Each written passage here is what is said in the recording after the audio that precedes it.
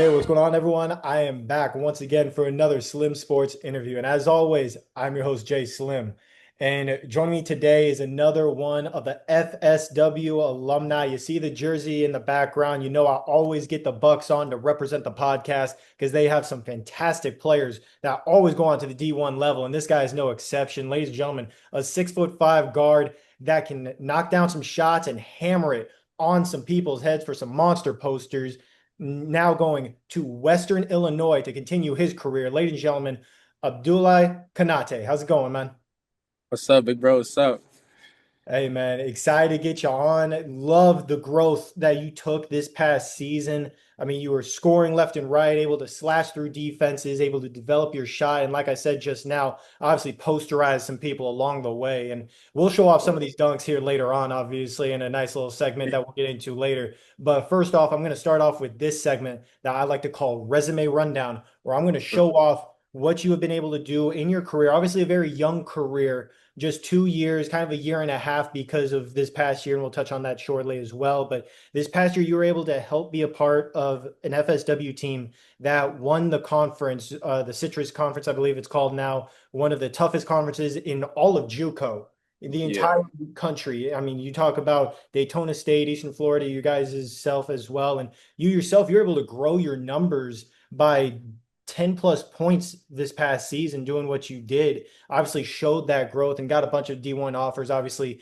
Western Illinois being the one that you chose to continue your career. And I want to talk real quick about entering your sophomore year, because your freshman year you had a role player type of role. You came off the Yeah. bench, averaged I believe like 3 4 points per game, did what you could in a few minutes because you had so much talent. FSW always has so many talented scorers every single year, especially with their sophomore class, and you were a freshman. So now you're the sophomore this past year. Talk to me real quick about what you learned from your freshman year and how you utilize that going into your sophomore year. My freshman year, the biggest thing to me was learning more about the game. And to me, at first, while I was in that position, I was just like, oh, yeah, I'm talented. I should be on the court. But there was just so much things that I wasn't seeing because of my cockiness, which it wasn't necessarily a bad thing, but I just needed to open my ears more than it was just talking, if you understand what I'm saying. And I used to showcase what I could in practice. And I felt like in practice, that's where you earn your minutes. But um, it was a part of a system. We was all a part of a system, and I just had to buy into the system. And the system was really good too. Everything was good, and I actually loved FSW because they actually treated me like family, and I was welcomed by everybody, both on and off the court. I learned from everybody, just seeing everything on the court from the bench and just supporting. Like everybody has a role. Even just the last minute on the bench, just clapping, like it just brings something to the team. Everybody just brings a different value to the team. So it was very important. And so while I was just watching things off the court, it was just different atmosphere. And that led me to become the player that I am today. Because when I came back my sophomore year, everything just skyrocketed. So, Yeah, and I mean, it definitely skyrocketed as far as the numbers that you were putting up. I mean, like I said before, I mean, you nearly double figures more than what you were doing a year ago. You averaged 12.3 points per game, shot 48% from the field, averaged nearly 6 rebounds per game as well. And I mean, some of these outings that you had 15 points, 3 assists against Prestige Worldwide. You had 15 points and 4 rebounds against Florida State College of Jacksonville, and then going against Pensacola State, very, very tough opponent there, 16 points and 8 rebounds against them. And you were able to take this leap, this stride. And we just talked right there, obviously, about mentally what you learned from your freshman season to go into your sophomore year, a better version of yourself. What would you say mhm. was the biggest improvement in your game that you saw on the court this past season to where you were able to put up the numbers and help lead your team to some wins? It was a lot of few things. One, it was because of Coach Wallace. Um, he was just like, work on your left hand. You're very strong with your right hand, but if you're able to go both ways, it will just open up a bigger window for you. That's one. Two, shooting wise, I had to be able to shoot. Like, first thing in my mind was just, okay, I'm faster than my opponent, so I should be able to just drive by. But they have to respect you. If you're able to shoot, that means they get to close out. Once they close out, now you have either way to go. And then now the person guarding you has to read you at the end of the day. You know, you're the one with the ball. So now they have to decide what they want to do. And That was just the biggest leap. My shot got better, and that just led me to become more of a threat because now everybody just can't slack off. Now you actually have to play defense, and then everything else is just play. So Hey, yeah, and I mean, you came back and you were a big time leader for this team because you were one of three returners that actually saw playing time from a year ago. Yourself, uh, Jeremy Innocent, and Roman Cummings. I believe you three were the only mhm. ones. And then they bring in a bunch of very talented players with their recruiting class, a lot of sophomores. Mason Blazer coming from St. Petersburg. Uh, the big man, Stephen Okoro, and then a couple of others that were very talented. They're all going to the D1 level just like yourself as well. Talk to me real quick about how you returners stepped up as leaders and found ways to blend with these newcomers that were very talented coming in to where you guys were able to kind of help share them the system and they were able to help you guys get better as well. One, I would say it was because of communication, and that's a big thing because when they first came, we let it be known that everything off the court affects what's on the court as well. So I wanted this year to be very different. Like the first year, we was all close, but it was different segments. And this year, when everybody came for my sophomore year, I was making sure that everybody got along. Everybody just spent time with each other off the court because it really does play a big part. So when everybody was on the same page, we all just clicked in because both years we had really good talent. And this year, just everybody just understood that winning is the big top priority, not individualism, and everything will just show once we get on the court. So that was really a big thing. I feel like this year we was all really connected both on and off the court, and that led us to becoming the team that we were today this Mhm. year. Yeah, I Yeah. mean, very talented all throughout. I mean, in different ways. Some guys knew that they were just flat out shooters. Other guys knew that rebounding was their biggest tool, and that was going to be the way that they could help the team the most. I mean, obviously, you guys had Chol Machad a year ago, who was a fantastic defensive presence, 7 foot. He's now going to Georgetown. But Stephen Okoro was just such a monster on the boards this past season that helped you guys out a lot when it came to getting extra possessions. And you yourself, you were able to, like I said, put up some great numbers this past season, but also put up some big time highlights. And obviously, you've seen some of these interviews that I've gotten to do, so you know what Yeah. segment we're about to get into to show off these plays, and that's a segment that I like to call "Make That Play," where I went through Synergy, I looked through your plays. And I put together what I feel like were your top three from this past season. But obviously, I'm just a stats guy. I'm just a guy that sits here and breaks it all from the stands. You're the one on the court doing what you do best. So, what would you say was your best play from this past season? One of my biggest plays was I guess the top point guard. What was his name? One of my top plays was I came and I just kind of like messed up the defense's shot a little bit. Like I just contested it. So when I got it, it was just a one-on-one situation, and then I just did like a fake layup. I went under, and then I just laid the ball up, and that was like a big turning point. It was just like energy. Like if you was just there, like you would just feel the atmosphere. It was really fun. Another one for me personally, I feel like it was my windmill. I love that windmill. I wasn't thinking about it at all. Stole the ball, man, and then I was thinking that I was gonna either throw it up to Lamont or I was just gonna dunk it. But I felt like if I was gonna dunk it, I had to just do something. Then I just took it all away. But I'm gonna go on ahead because that first one that you gave me was on my list. That windmill, because the broadcast did not get the windmill entirely. I kind of missed that. I yeah, didn't. It probably was on the other side of the court. There were a couple of things yeah, with the I went too broadcast fast. this year. Yeah, Yeah, you were that speed, man. You went down court real quick. But number one, I feel like you and I are gonna have the same number one, and I think you'll realize it when I say it. But I'm gonna start off at number three because that's the one against Gulf Coast State that you said right there. Up and yeah. under, fast break. You ended up going down the court, one-on-one situation, like you said, going against one of the top players in the country, and you rose up, adjusted with him as he came up with you, faked the layup, went back up and under, and got the points on the board for your team there, showing off that elite level athleticism that you have. Number two, I have you going against Central Georgia Tech. You scored through a triple team, three different defenders all around you, and you still found a way to get points on the board. You backed down the first defender from the wing, slashed through, got past another two, cut right through them with the other guy still on your hip, and you were able to get to the rim, score with ease there through anybody and everybody that got in your path. And number one, got to be the poster dunk against Pensacola State, man. I mean, Oh my God. that one was nasty.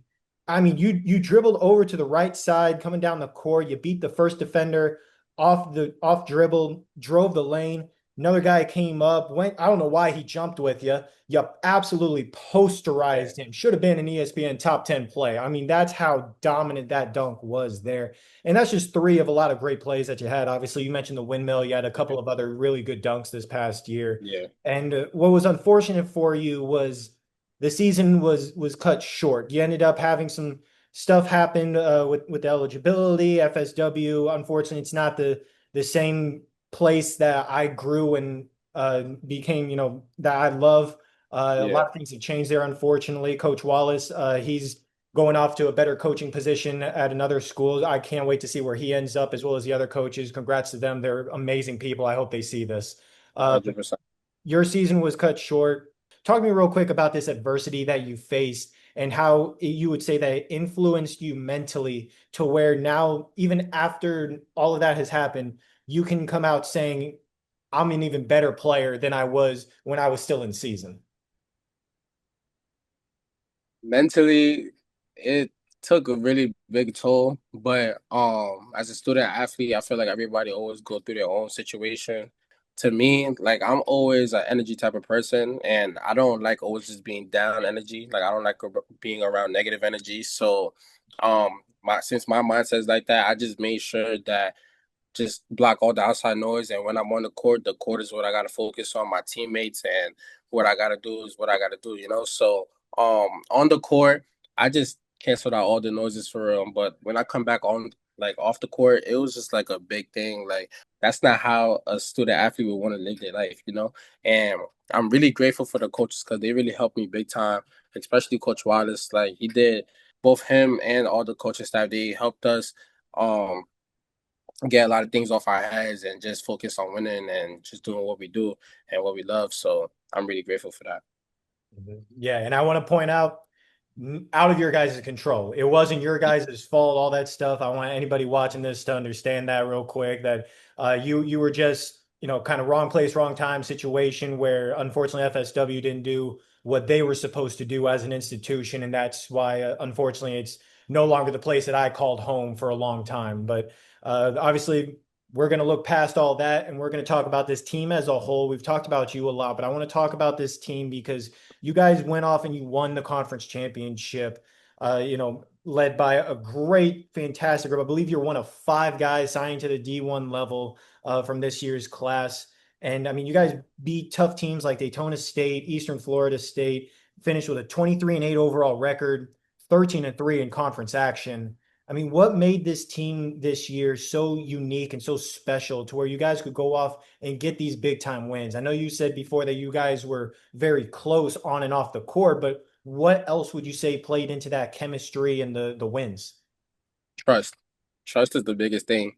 And um just everybody being able to trust each other, everybody knowing what role they play, and just knowing what the next man beside you could do. That's what really helped them. Like I didn't really play.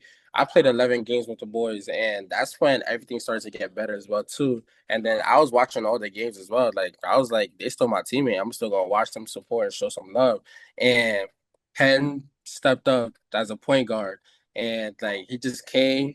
He's a hothead. Like I argue with him every practice, but he could shoot the hell out the ball and he just could go score. Tay, he's a great point guard. He's gonna find you where you're at. He knows how to pass it. He knows how to play defense. He knows how to communicate. He's a great leader.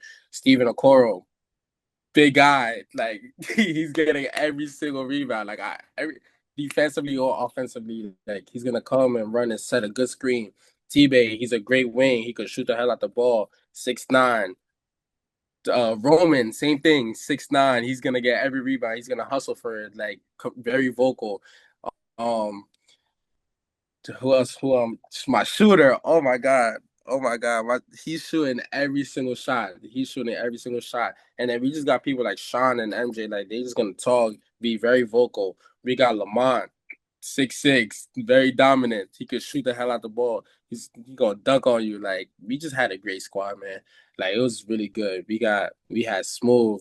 just very he's an athlete. Like there's nothing more you can ask. Like we had really a good squad this year, and everybody just had roles that they knew what they was capable of doing. Like it was really a good year, and I feel like we could have went further if we still had everybody. Yeah, I mean, fantastic year for them overall. And I mean, you've played alongside a lot, obviously a lot of great talent from this past year. Lamont's going to Lamar.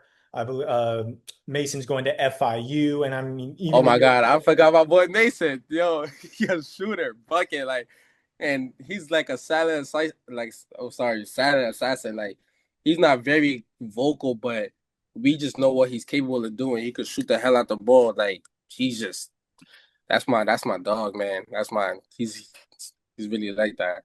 Yeah, he's going to help start a great culture over at FIU with Daytona State's head coach. He just took the head coaching job there as well. And I mean, even the year before, playing with KJ, who's now at Ball State, Chol, who obviously is at Georgetown, and a lot of other great talents. You yourself now being able to join the D1 ranks of obviously a whole lot of FSW players that have been able to go. You get to add your name to that next level group. And you chose Western Illinois to continue your career.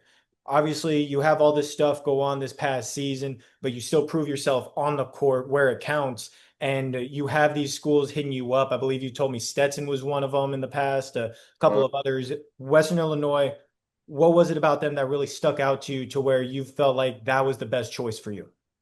Very consistent. That was really a big thing.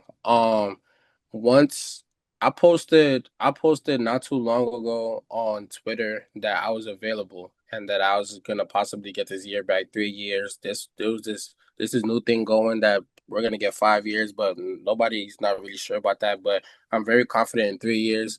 Um, they was very consistent. Once I posted that, probably like 200 coaches texted and contacted me. A lot of D2s and a lot of JUCOs. They wanted me to come back and just redo the year and just showcase what I've been working on.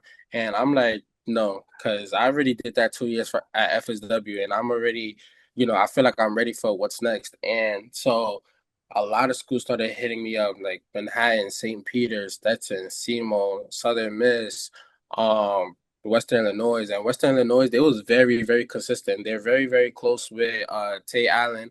And so that same day that I posted, I got on the phone with the assistant coach and Tay at the same time. And ever since then, they was just on and just basically checking up on me every day, making sure I got my NCAA thing ready, even if I wasn't even going to their school. And I'm like, for somebody to be doing this and they're not even 100% sure that I'm going. And then when the head coach called me, yo, what's up, Ara? Like, you feel me? Like, just talking to me and being 100% honest with me and letting me know, like, they want me, like, just plain and simple. And they have other people that's contacting them. They had a kid that was ready to commit that same day. And it was like, you got to let me know what you want to do. Head coach speaking to me, the assistant coach speaking to me, two other coaches speaking to me. And I'm like, if a school's really fighting for me this hard, why wouldn't I go? So me, if they're gonna tell me, they're telling me everything that I wanted to hear. They're telling me the truth. They're not lying to me. They wanted to speak to my parents, like they wanted to speak to everybody, telling me this is what he could do, this is what he's capable of doing. He could come here, do this and that, and we could change this whole system. And a lot of people was telling me, "Oh, Western Illinois is, they don't really win like that," but that's why they're recruiting players this year so that they could change everything. We want to become a winning program. Like I really trust him. I really believe in, and this year we're gonna make a statement. And like that's just what we're gonna do this year. So they was very, very consistent for about like 2 3 weeks. Like it was like they was my girlfriend. Like it was crazy. So I'm like, yeah, let's do it, coach. So I called them, and then they was just happy and it was hype, and I was hyped because I made it to the level. And that's not even, this is not even like the achievement. This is where everything begins. Like, you feel me? Like, I gotta work extra hard. I gotta get more shots up, more reps, be more consistent, be in the gym way more. Because right now, even while we're speaking right now, somebody else is in the gym right now as we speaking. So, like, just get better so that we could become a winning program this year and make a statement. Hey, there you go, man. Definitely can't wait to see what you do for Western Illinois moving forward. And like I said, man, you've gotten to play alongside a lot of great talent. You're going to be able to continue to play alongside some great talent. And I want to give you a chance to shout out some players either from FSW that were your teammates this past year, the year before, or maybe some guys that are going to be your future teammates at Western Illinois, or even guys at D1 schools entirely in this segment called Who's Up Next, where you get to recommend some people that I can reach out to, have them tell their stories, talk about their careers, just as you're doing now. So, who would you say is next up on the Slim Sports podcast? Shout out Mason. I gotta see you here. Shout out Lamont. I gotta see you here. You did Ken? You did Ken yet? Not yet. I'm supposed to get him on Shout hopefully. out Ken. Let's get Ken up here. Shout out Cho. Let's get Cho up here. Actually, T-Bay as well. I haven't spoken to him in a very, very long time, but let's see what he's gonna do. Hey, absolutely, man. Obviously, all those guys have a spot here on the podcast with what they've been able to do throughout their careers. A lot of great players, just like yourself. And now you're looking to take another step forward. Obviously, now you're signed to the D1 level, but you and I both know that's not where the journey ends. That's not where the work ends. You're, like you said before, somebody's in the gym right now. You got to get in the gym, go improve your game even more. What part of your game are you looking to improve the most this summer to where you can go to Western Illinois next year and make an immediate impact? Um, Move without the ball a lot more. Crash even more. I feel like I crashed. I was averaging about what 6 rebounds, but I feel like I could do better. My numbers I'm looking at for myself is about averaging 14 points and at least 7 rebounds. Like I just want to be a dog. I just want to just do better, shoot better, just pace. And because I'm very, very fast. I've been working on it a lot this summer as well. So I feel like if I'm able to showcase it, pace, let defenders try to read what I could do, like at the end of the day, I'm the one with the ball, and the defender got to read me. So if I'm at my own speed, then he ain't gonna tell. So yeah, Hey, there you go, man. Obviously, I always know you're going to improve. You're always going to find ways to grow, and I can't wait to see what you do for Western Illinois this upcoming season. If you got any games close by where I'm at, trust me, I'm gonna find a way to get there. Even if I got to skip some work, I'm gonna find a way to come out there and support you, man. You know I'm gonna be tuning yeah, in all man, season let's do long. it.